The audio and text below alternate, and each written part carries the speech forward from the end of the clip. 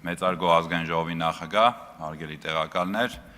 սիրելի պատգամավորներ, հարգելի պատգամավորներ, այսօր քննարկում ենք պարոն Վարդևանյանի ազգային ժողովի նախագահի տեղակալի թեկնածության ընտրության հարցը, եւ ես պետք է նշեմ, որ պարոն Վարդևանյան, դուք շատ համոզիչ կերպով փորձեցիք մեծ ինտուզիազմով պատասխանել առնվազն մեր խմբակցության կողմից հնչեցված բոլոր հարցերին, սակայն գրեթե բոլոր հարցերին պատասխանեցիք վակրուկ դաուկլը սկզբունքով։ Ամեն ինչից խոսեցիք, բացի հարցի բուն պատասխանից եւ բուն էությունից, օրինակ իմ կողմից բարձրաձայնված հարցը երկու հարցերից մեկի ժամանակ դուք ասացիք, որ ձեր մոտ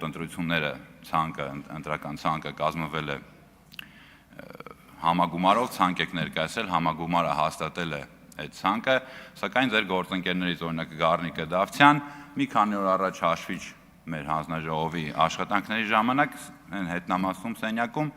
ասաց, որ մեզ մոտ եւս ժողովրդավար կերպով է ընտրվել, ընտրական process-ներ են տեղի ունեցել, բայց ես իրականում հակված եմ հավատալ ավելի շատ ձեզ, ավելի շատ անկեղծ էր ձեր կողմից տրված պատասխանը, նաեւ հաշվի առնելով պարոն Դավթյանի նախորդ Ադրբեջան, Թուրքիա, թուրք տեսած ադրբեջանցիների հետ երկխոսության կատարած հանգամանքով, երբ որ նա ինքը անձամբ տեսել է, երկխոսել է, բազմիցս հանդիպել էր ադրբեջանցիների, սակայն հարցեր տալիս եւ զարմանում էր, թե մարդ ոնց կարող է տեսնել թուրք եւ հավակնել ազգային ժողովի նախագահի պաշտոնին։ Դա գովելի է, ես կարծում եմ ընտրության ժամանակ հաշվի կառնեմ, երբ որ ձեզ պետք է ընտրենք որպես ազգային ժողովի նախագահի տեղակալ, իսկ երկրորդ հարցին օրինակ, երբ որ դուք ասացիք, որ այո, ընտրակաշառքը դա վատ երևույթ է եւ դուք դատապարտում եք ամեն կերպ ընտրակաշառքը եւ եթե ավելին հանկարծ, եթե ապացուցվի, որ ձեր թիմակիցներից ինչ որ մեկ առնչվում է կամ ձեր թիմից ինչ որ մեկը անցնում է այդ գործով, ասացիք ավելի խստորեն կդատապարտեմ, բայց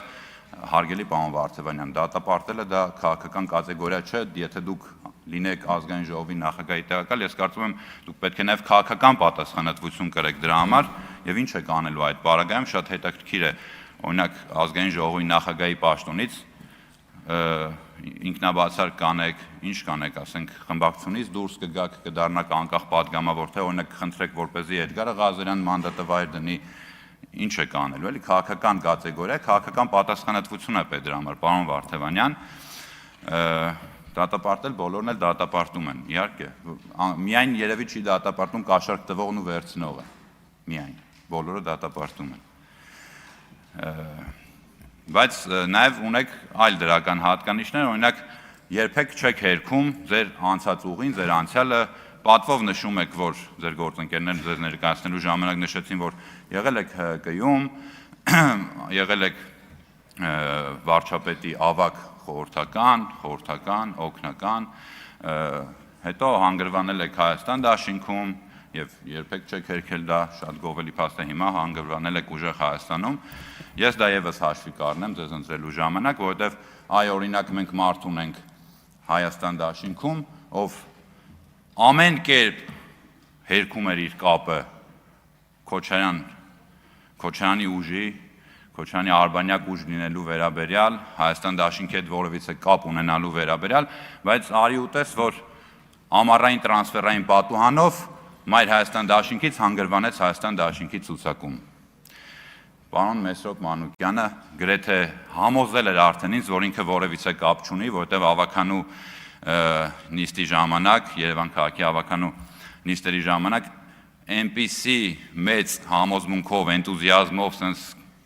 կուրսքը պատրելով հերքում էր իր կապը, կարծես իրենք որևիցե աղերս չունեն այդ ուժի հետ, բայց տեսանք, թե ինչ եղավ։ Եվ ամեն դեպքում, պարոն Վարդևանյան, դուք մի քանի օր առաջ, երբ որ ձեր թեկնածությունը այստեղ քննարկվում էր, ձեր մասին ելույթներ էին տեղի ունենում, կարծում եմ առնվազն ազգային ժողովի, Հայաստանի Հանրապետության քաղաքացիների նկատմամբ պետք էր թողնել այդ հարգանքը, ցուցաբերել այդ հարգանքը եւ մնալ ներկա գտնվել այստեղ,